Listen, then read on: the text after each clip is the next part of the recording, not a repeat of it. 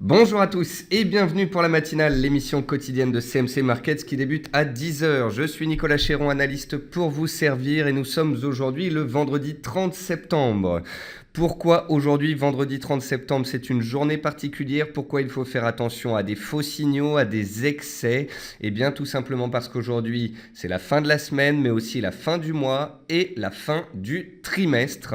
Et généralement, ce sont des séances particulièrement volatiles où les acheteurs tentent d'enfoncer le clou si la performance a été positive sur le mois, où les vendeurs essayent de retourner la tendance.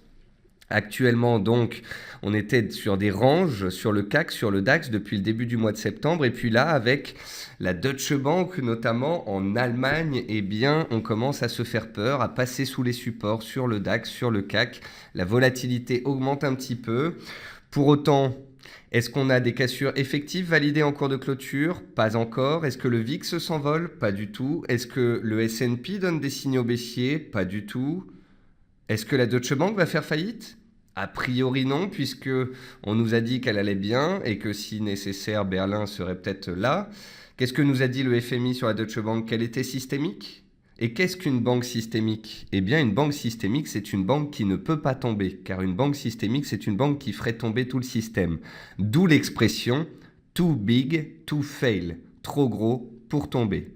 Vous comprenez peut-être là où je veux en venir. Je veux tout simplement en venir au fait que la Deutsche Bank ne va pas bien, nous le savons tous, et ce depuis des semaines. Et donc, il n'y a absolument aucune nouvelle ce matin.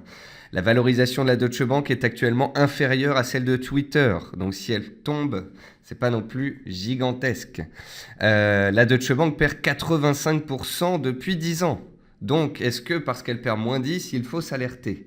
Donc voilà, ce que je veux dire, c'est que la situation n'est pas évidente. Deutsche Bank ne va pas bien. Il y a des accès baissiers sur les marchés. Mais comme le titre du jour le dit, le pire n'est pas certain. Et en tant qu'analyste, vous le savez très bien, je suis pragmatique. J'attends d'éventuels signaux.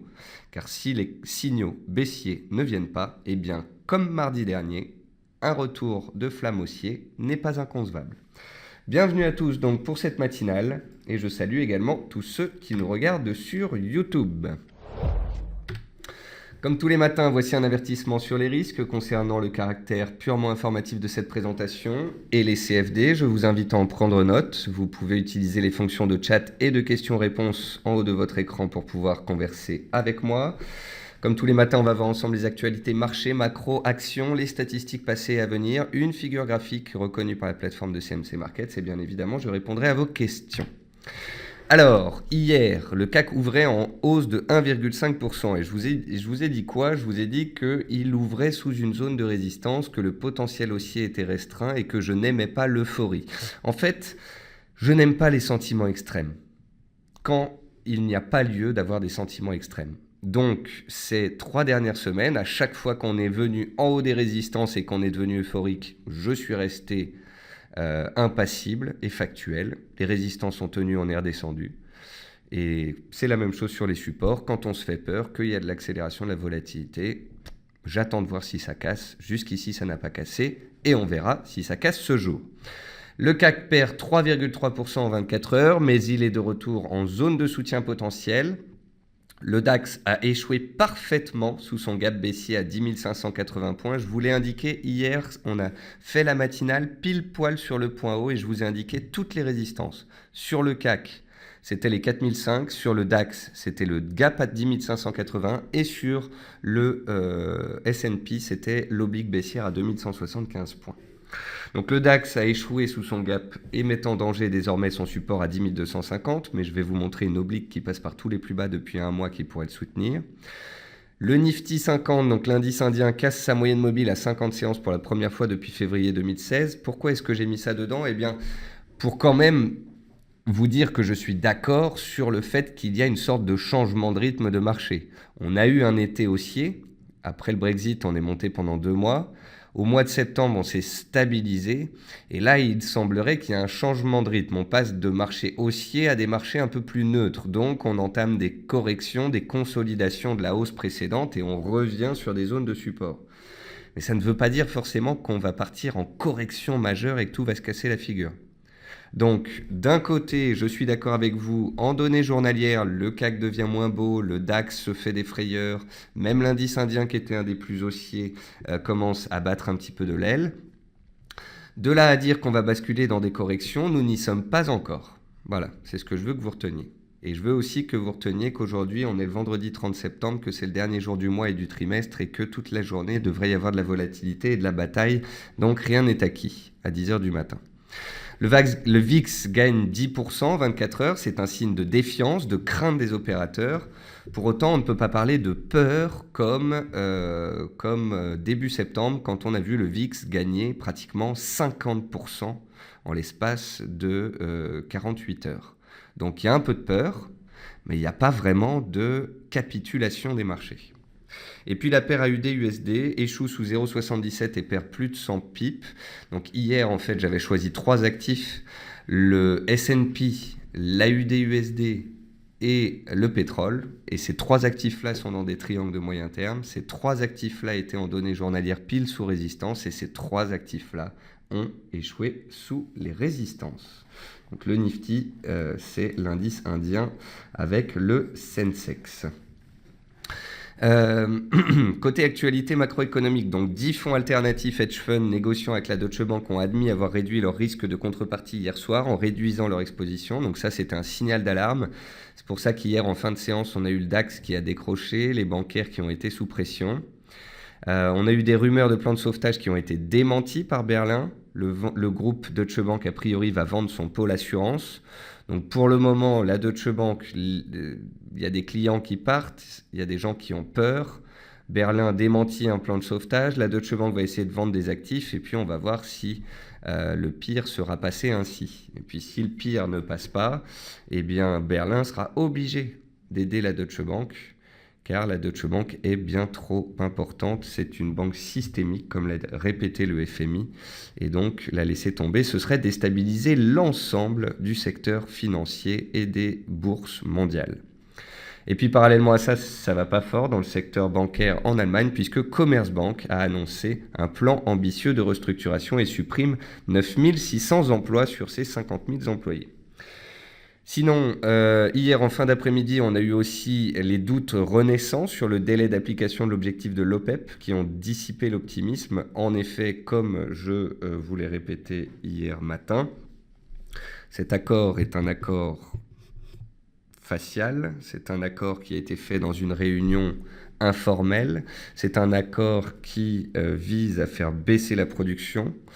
Or, il y a 6 mois, que s'est-il passé? L'Iran et la Russie s'étaient mis d'accord pour abaisser, pour geler leur production. Que s'est-il passé? Absolument rien. 3 mois plus tard, la Russie battait des nouveaux records de production. Donc, vous comprenez en quoi je suis dubitatif. Et puis pour finir, après un montant record de 160 milliards de rachats d'actions américaines au premier trimestre 2016, les montants ont baissé de 21% au deuxième trimestre. Donc les rachats d'actions, en fait, il faut bien comprendre que parce que les taux sont à zéro, les entreprises américaines rachètent leurs propres titres. C'est un moyen de soutenir artificiellement leurs titres. Ce qui est hallucinant, c'est que les entreprises américaines, avec leur liquidité ou bien en empruntant, préfèrent acheter leurs propres titres que continuer à faire des OPA, des rachats, des opérations externes. Donc ça montre bien qu'elles n'ont pas beaucoup confiance dans leur secteur et dans l'avenir. Et ça montre bien aussi qu'elles soutiennent artificiellement leur cours. Côté entreprise, AB Science voit le Masitinib validé par l'Agence européenne du médicament, l'EMA. Eurofins Scientifique annonce l'acquisition de Megalab en Espagne pour 40 millions d'euros. Crédit Agricole s'attend à des provisions en hausse. Donc, encore une fois, le secteur bancaire, ça ne va pas très bien. Et puis, H&M voit son bénéfice net trimestriel reculer de 9% à 500 millions d'euros. Alors, hier, c'était 40 titres du CAC 40 en hausse à 9h30. Là, c'est 40 titres du CAC en baisse à 9h30. Vous voyez bien que les marchés, en fait, ne savent pas où donner de la tête. Un coup en haut, un coup en bas, avec une extrême volatilité. Donc voilà, moi je préfère rester dubitatif, factuel, attentiste. On a testé des bornes basses, des bornes hautes, des bornes basses, et ce depuis un mois. Et tant qu'on ne sera pas sorti nettement de ces zones-là, avec une réelle peur et une augmentation de la volatilité, permettez-moi de douter de la suite. Côté statistiques passées, hier en plus, on a eu des chiffres qui étaient moyens, notamment aux États-Unis. Les demandes d'allocation chômage étaient un petit peu inférieures. La révision du PIB, elle, était un petit peu supérieure. Les ventes de logements ont déçu. La consommation des ménages était sous les attentes. Donc on a quand même 3 chiffres inférieurs sur 4, sachant que celui qui était bon, c'était la deuxième révision du PIB, à laquelle les opérateurs n'accordent que peu d'importance. Ce jour, beau programme pour finir la semaine. PIB anglais à 10h30, taux de chômage et indice des prix à la consommation, donc chiffre d'inflation en Europe à 11h. À 14h30, PIB canadien. Et puis à 14h30, on a également les chiffres américains. Puis à 15h45, l'indice PMI de Chicago.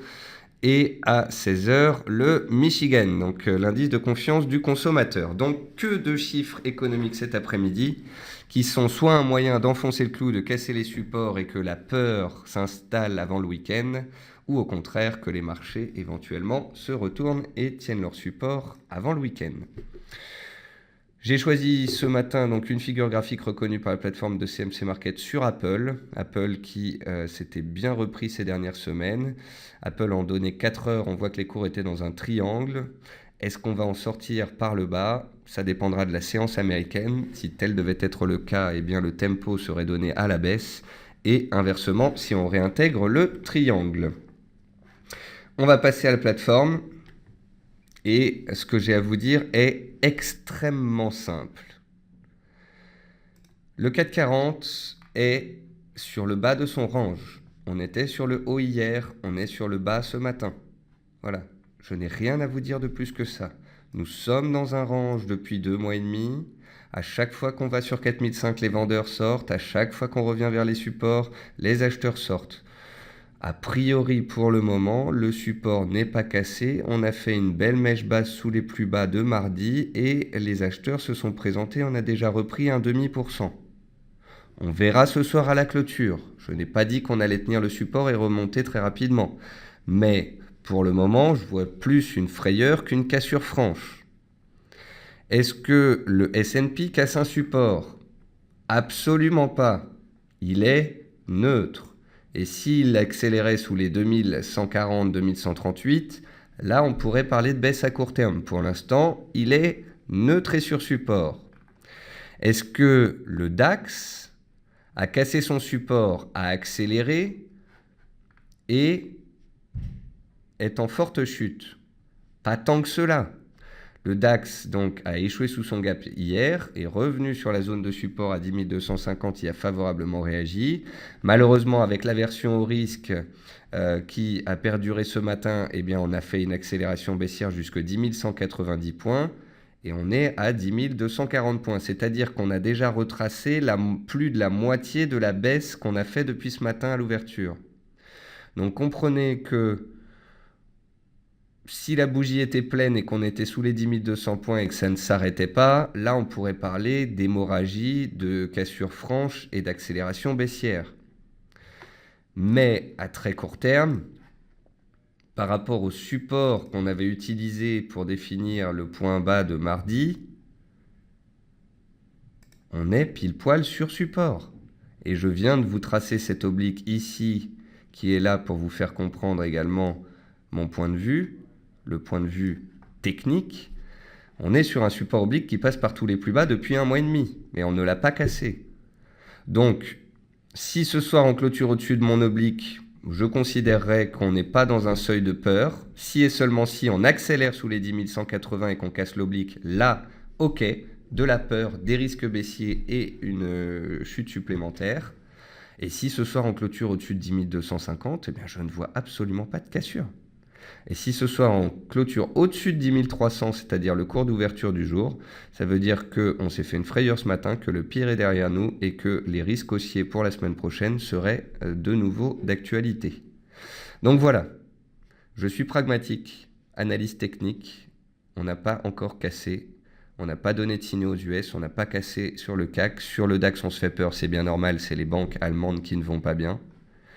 Et quant à la volatilité, elle est en hausse de 2,5%.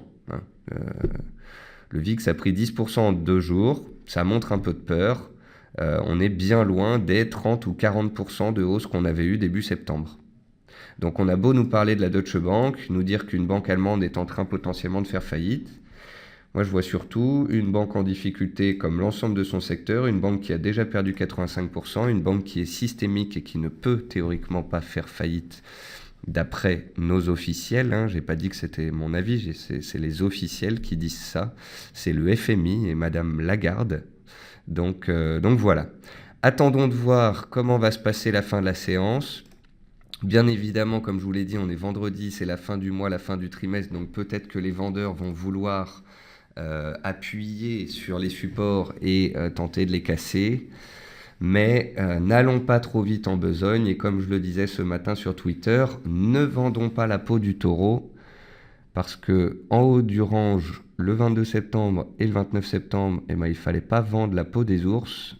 Et le mardi 27 septembre, comme ici mi-septembre, il ne fallait pas vendre la peau des taureaux. On est dans des ranges, je le répète, quand on est en haut, les vendeurs sortent du bois, quand on est en bas, les acheteurs tentent de se présenter, et vous pouvez voir que c'est actuellement le cas. Il faudra faire attention, si ça redescend d'ici la fin de la séance, il faudra bien faire attention de faire la différence entre si ça descend à cause de Deutsche Bank ou si ça descend à cause des chiffres américains. Si on descend à cause de Deutsche Bank parce que le dossier devient de pire en pire et la situation alarmante, alors il faudra être très prudent. Si on baisse, non pas à cause de Deutsche Bank, mais à cause des chiffres US, ce sera à prendre avec des pincettes. Mais pour le moment, pas de cassure, pas de signal, pas de peur, pas de chute forte. Donc, permettez-moi d'être pragmatique. Dans les actions, bien évidemment, beaucoup de baisses, mais c'est principalement les bancaires, Crédit Agricole, Société Générale, BNP Paribas, Natixis. On retrouve aussi les titres qui, ces dernières séances, sont baissiers. Donc Nicox, qui était délaissé, Spire, qui depuis le début de l'année est une des valeurs les plus baissières, Valorec, qui retombe avec la consolidation du pétrole, Neopost, qui est un titre qui est en tendance baissière depuis le début de l'année, Parrot, suite à ses résultats. Donc vous voyez, dans les baisses, on retrouve les titres qu'on connaît bien, et puis EDF. Dans les baisses, aujourd'hui, on a quoi ? On a les titres spéculatifs biotech qui, en ce moment, sont délaissés. On a les titres pétroliers qui consolident un petit peu, les titres les plus baissiers depuis le début de l'année et les bancaires. Mais il n'y a rien d'étonnant à cela. Et dans les hausses, on retrouve AB Science, donc, qui a eu la validation pour un médicament en Europe. Sur les matières premières... Alors, sur les matières premières, il est intéressant de voir que le sucre a buté de nouveau sur la résistance des 23.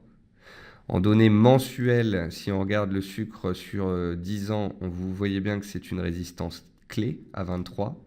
Donc, autant je vous avais parlé d'une étoile filante la semaine dernière qui n'a pas été validée par la suite, autant on revient sur 23 et on y échoue de nouveau. Donc, ça veut bien dire que c'est une belle résistance.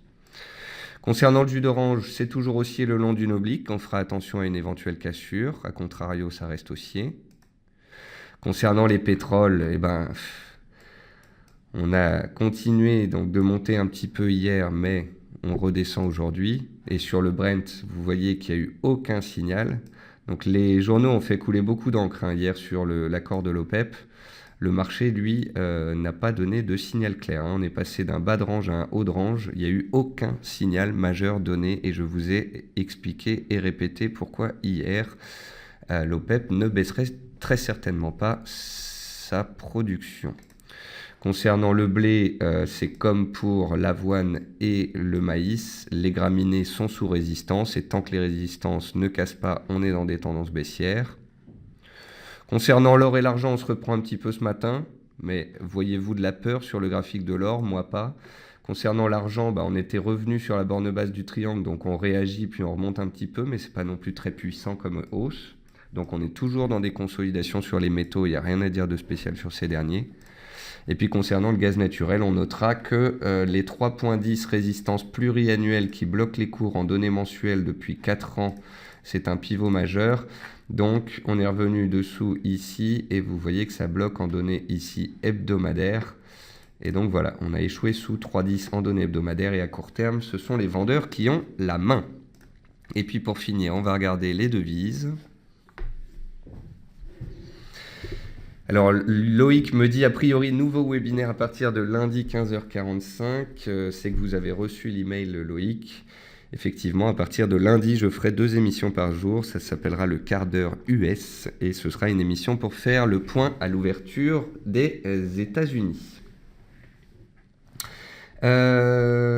Alors, Paul m'envoie un article sur le rachat des actions par la BCE. J'en ai bien conscience, c'est malheureux, mais c'est ainsi. Paul dit aussi que Krajan de la Deutsche Bank intervient dans une lettre auprès des employés pour dire les forces du marché essaient de nous déstabiliser, soyons forts. Bon, on sait bien que c'est un cri d'alarme hein, et que ce n'est pas très rassurant. Eric nous dit oui, mais les plus bas ne sont-ils pas de plus en plus bas sur le DAX et les plus hauts de moins en moins hauts? Alors, Eric, je ne dis pas le contraire, d'accord? Concernant le DAX en particulier, il est sous pression plus que les autres à cause de la Deutsche Bank et de la Commerzbank. Mais même si on peut considérer qu'on est dans une tendance baissière faible d'un point de vue de l'analyse technique, puisqu'on a effectivement 3 points hauts de plus en plus bas et 3 points bas de plus en plus bas, c'est une sorte de canal baissier à faible pente. Or, dans un canal baissier à faible pente, les vendeurs se présentent sous les résistances, mais ils ne vendent pas le bas du canal, ils ne vendent pas les supports. Donc, c'est très important. C'est vraiment très beau hein, ce qu'il est en train de se passer sur le DAX. On a touché l'oblique baissière, on a touché le bas donc, de cette consolidation à faible pente. On est en train de remonter au-dessus des 10 250, le support clé dont je vous ai parlé toute la semaine et qui nous avait permis de constater donc, ce beau rebond de 300 points sur le DAX. De nouveau, si cette zone ne casse pas, je ne vois pas pourquoi on aurait beaucoup plus de chutes. Bon, je reviens sur les devises. Donc, pour terminer, Christophe voulait qu'on parle du GBP-AUD. Donc, on va regarder cela. Donc, sur la fameuse ETEI inversée potentielle anticipable. Donc, on avait discuté ensemble de l'ETEI qui n'est malheureusement pas validé. Aujourd'hui, on peut voir un biseau se dessiner. Le stock est sur le point de se tourner. Est-il judicieux de se placer à l'achat? Alors Christophe, déjà je ne vous dirai pas s'il faut acheter ou vendre. Deuxièmement, je vous dirais qu'effectivement, encore une fois, comme vous pouvez le constater, anticiper une ETE n'est pas chose facile, voire n'est pas chose à faire. Est-ce que cette ETE est complètement invalidée? Non, je ne trouve pas, car si on venait à rebondir très nettement dans les séances et semaines à venir, on aurait quand même l'esprit de cette figure en épaule, tête-épaule. Est-ce qu'on a effectivement un retournement de court terme à très court terme? Oui, il est constaté puisqu'on a des plus bas de plus en plus haut, des plus hauts de plus en plus haut sur les 4 dernières séances. Après, est-ce qu'il faut acheter? Ça vous regarde. Mais est-ce que par rapport à ces 2 dernières semaines, il y a un changement d'état d'esprit? Effectivement, il semblerait qu'il y ait un petit changement. Ensuite, donc sur les paires en dollars, que vous dire de plus si ce n'est que l'objectivité est d'importance en bourse. Je vous ai indiqué les 0,77 comme résistance clé sur l'AUD hier. On perd 100 points depuis. Même si l'AUD devait un jour sortir de ce triangle par le haut, eh bien, tant qu'on ne casse pas la résistance, je suis factuel. L'analyse technique dit que ici on a un support, ici on a une résistance. Or, sur les supports, les acheteurs surveillent, sur les résistances, les vendeurs surveillent. Et, encore une fois, ce triangle a parfaitement fonctionné. Sur l'euro-dollar, étant donné qu'on se fait peur avec la Deutsche Bank, que ça déstabilise un peu l'Europe, eh bien on baisse. Mais vous voyez qu'on baisse et qu'on baisse dans des proportions contenues et qu'on revient sur le support des 1,1170 et qu'on est toujours dans ce triangle, qu'on est toujours dans un rectangle aussi. Donc permettez-moi d'attendre gentiment qu'on sorte de cette zone de prix parce qu'en attendant c'est du brouillard complet et dans le brouillard on s'y perd, on fait des bêtises alors qu'il n'y a pas grand-chose à faire. Concernant la livre, on garde un biais, le marché garde un biais baissier, c'est techniquement baissier, fondamentalement baissier, et c'est pour ça que la livre a un peu de mal. Et puis le NZD, lui, reste le plus fort contre le dollar, comme c'est le cas depuis le début de l'année. Quant au dollar index, vous pouvez voir qu'il tente une sortie, il tente de passer à la hausse, donc on verra en cours de clôture si c'est le cas. Si ce soir le dollar index accélère et clôture nettement au-dessus des 95,60, on pourra parler d'un petit signal haussier et donc de plus de baisse à venir sur les paires en dollars la semaine prochaine. Si au contraire il retombe gentiment sous sa résistance, il reste dans son range et il ne donne aucun signal, Un petit peu comme ce que le DAX serait susceptible de faire s'il clôturait sur les prix actuels, c'est-à-dire ne donner aucun signal et ne sûrement pas donner de signal baissier. Voilà, c'est la conclusion de mon webinaire du jour. On est vendredi, c'est une séance particulière, on est à la fin du mois, à la fin du trimestre. Deutsche Bank, a priori, ne peut pas faire faillite de par son côté systémique et du fait que le FMI a laissé entendre qu'elle déstabiliserait l'ensemble du marché financier et donc que l'État allemand, comme l'Italie avec la MBPS, serait obligé d'intervenir et de l'aider. Donc voilà, de la peur, des frayeurs, mais techniquement parlant, aucun signal baissier. Et au contraire, peut-être une belle opportunité pour ceux qui se sont présentés à l'achat ce matin suite à cette frayeur, anticipant justement qu'on ne casserait pas les supports. Après, ça, c'est une façon de faire qui vous regarde. Pour ma part, je suis là pour décrypter ce qu'il se passe. Et à la question, est-ce que les marchés sont en train de chuter, de casser, d'avoir peur? Ma réponse est non. Je vous souhaite à tous un très bon appétit. Merci pour vos retours. Merci aussi pour vos remerciements, pour vos compliments. Je reçois de plus en plus de messages, de remerciements. J'essaye d'être le plus factuel possible, de vous donner le plus d'informations possible. Apparemment, ça plaît. Merci à tous en tous les cas et on se retrouve lundi et je vous rappelle que lundi on aura donc 2 rendez-vous, 10h pour la matinale et 15h45 pour le quart d'heure US. Bon appétit à tous, bon trading, faites attention à vous et bon week-end. Au revoir à tous.